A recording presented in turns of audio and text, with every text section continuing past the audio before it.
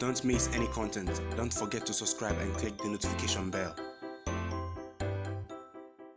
Hey guys, so this is the second part of a three-part series I've been talking to you about, and this is the making of the Ghana Black Stars and how it was formed from the colonial years. We have looked at the first three coaches of the Ghana Black Stars, the very first one being George Ainsley, Joe Burke, and Joseph Embers. We have now seen how Henning-chan was the linchpin for the appointment of these coaches and how he finally settled on the name of the Black Stars. Today we're going to look at Joseph Embers' philosophy of total football, which he looked to implant into the Ghana players in the Black Stars. Let's go have a look at the second part of this series. Like total football, the Hungry Way was based on attack mindedness and hinged on players not necessarily being tied down to one position but interchanging in a fluid manner.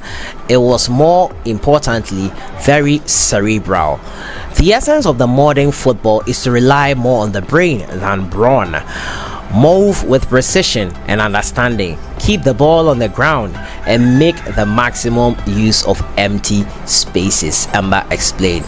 Amber's first game in charge of Ghana was a trial match against Presbyterian Training College in Akrapong.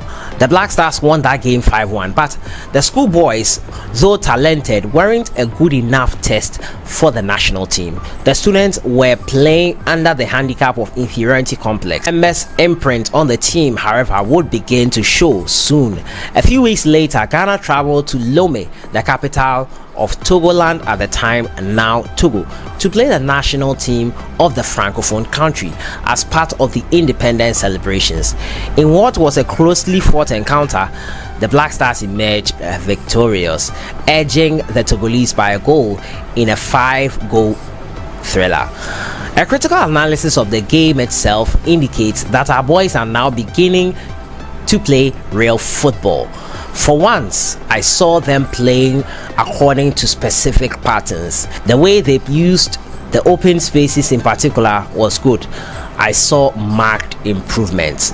This was Bohene's conclusion at the time. The Black Stars did indeed hit the headlines. In May 1960, they beat Blackpool, a highly rated team earlier made popular by Sir Stanley Matthews, 5-1 in a game in Accra. 2 years later, they drew 3-3 with the great Real Madrid, a 5-time European Cup winning team featuring Alfredo Di Stefano and Ferenc Puskas. Blackpool captain Hugh Kelly admitted that he knew of no West African team as polished as the Black Stars, further claiming that the Ghana boys were unequaled in tactics, speed, and accurate shooting. Alfredo Di Stefano claimed that the Black Stars were too advanced. They favorably with the most of the leading teams we've played against, he said. This was in the 1960s, when sub-Saharan Africa was still in the terrains yet to gain independence. Yet the Black Stars were so far ahead with the exploits that was getting them acclaim from connoisseurs. He may have been blowing his own trumpet, but Jan aptly believed that the rise of the Black Stars was a phenomenon unique in the history of football development. The rise, Jan wrote, had compelled the soccer world to pause and acknowledge the fact that a new soccer force had risen along the west coast of Africa. Ember's tenure brought impact. He lost just 6 of his 31 games in charge. He won the second Nkrumah Gold Cup in 1960 October with a famous 3-0 defeat of host Nigeria.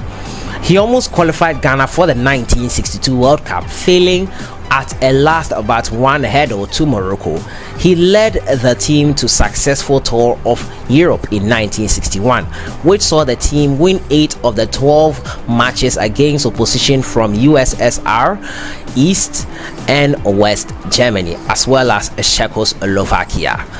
This man from Hungary, the home of scientific soccer, has within a short space of time transformed the face of Ghana soccer. Amba had promised to work to the best of his ability to make Ghana national team a star in African soccer, provided the players were willing and the association cooperative. The players had proved willing, the association had been cooperative, and Ghana had become a star in Africa soccer. Amba had delivered. More importantly, he had done so while instituting the tactical sophistication many observed and had missing ingredients under Joburg.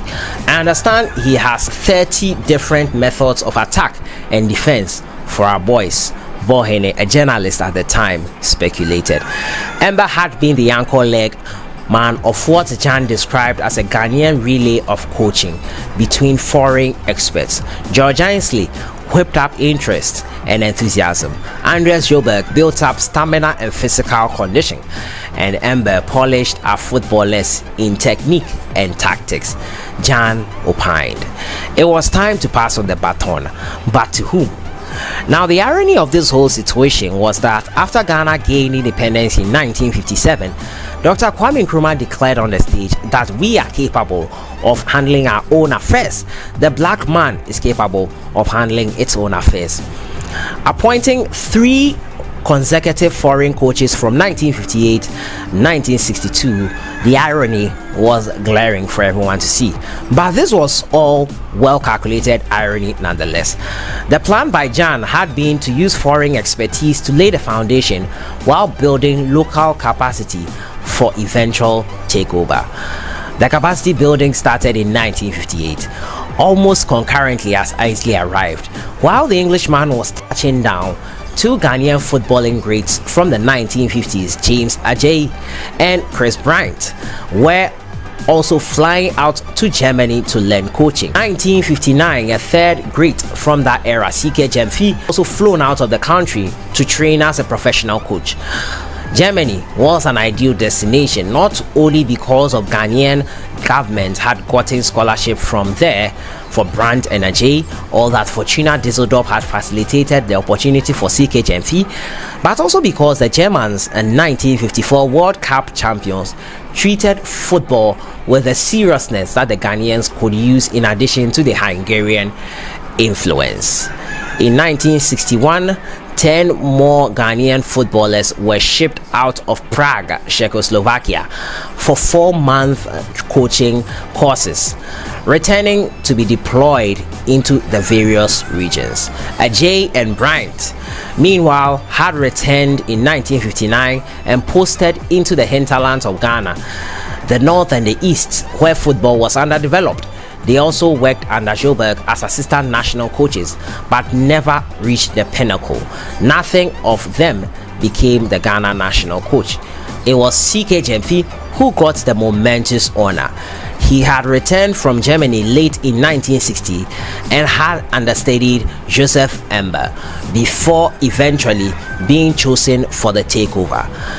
The man who led Ghana's independence from foreign coaches. Gyamfi, in your shot right now on the left, was groomed by finest first indigenous national team coach. Gyamfi was the ideal candidate. He was a veteran of the game of the national team, an influential striker since 1951, captain since 1958, even player coach for the gap months between George Ainsley's resignation and Andreas Joburg's arrival. He knew the team inside out. More significantly, he was a man whom everyone praised for exhibiting a rare understanding of the game and even rarer ability to communicate his understanding. He was what Jan describes as a natural coach. And so in 1962 it began. Amba was promoted to technical advisor, while Gyamfi was made national coach at the age of 33 years. An African coach, a qualified one at that, handling an African national team in the 1960s. That was unheard of, a novelty. Gyamfi had been well prepared for the role. Jan had posted him to serve in various capacities within the national team system since his return from training. It was an attempt by Jan, who had then left his role of gaffer boss to become Ghana's overall director of sports, to test and spread the knowledge Gyamfi had required while combining coaching education with professional football in Germany. In 1963, a year after operating under Amba's technical guidance, Gyamfi was in full charge of the Ghana national team. Jan and his Transformers had a clear vision of where they wanted to take the country's football and had made things happen to that effect.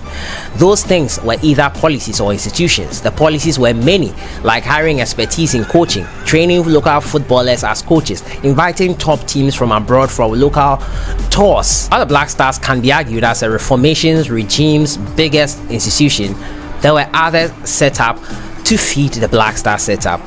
These were what Chan describes as essential cogs. This was the Academicals, a junior national teams made up of players scouted from secondary schools, and there was the Real Republicans. Like the Black Stars, after the mighty Migas, Real Republicans was a club modeled after Real Madrid, the most dominant club of that generation. Now, the idea of the Real Republicans was born out of the order from the very top, Kwame Nkrumah himself. He said, "My interest in soccer is so great that I propose in near future to encourage the formation of a model club which will offer leadership and inspiration to clubs in the country." Nkrumah who had then made a transition from prime minister to president, said in June 1960. That near future came as early as 1961, when Nkrumah's proposal gave Chan the impetus to rate Ghana's top clubs for their two best players to form the Real Republicans, and the club later nicknames Osagyefo's own club, after Kwame Nkrumah's nickname Osagyefo. The Republicans inspired hatred all across the country because not only were the top clubs forced to give up their best players, it was seen as a political project. The Republicans' experiment was that while the Black Stars had pumped fresh blood into the arteries of the Ghana football, the Real Republicans, Osagyefo's own club, had sustained the orderly circulation of the national team. So that's the end of part 2 for today. We'll get into the final part of the Black Stars formation.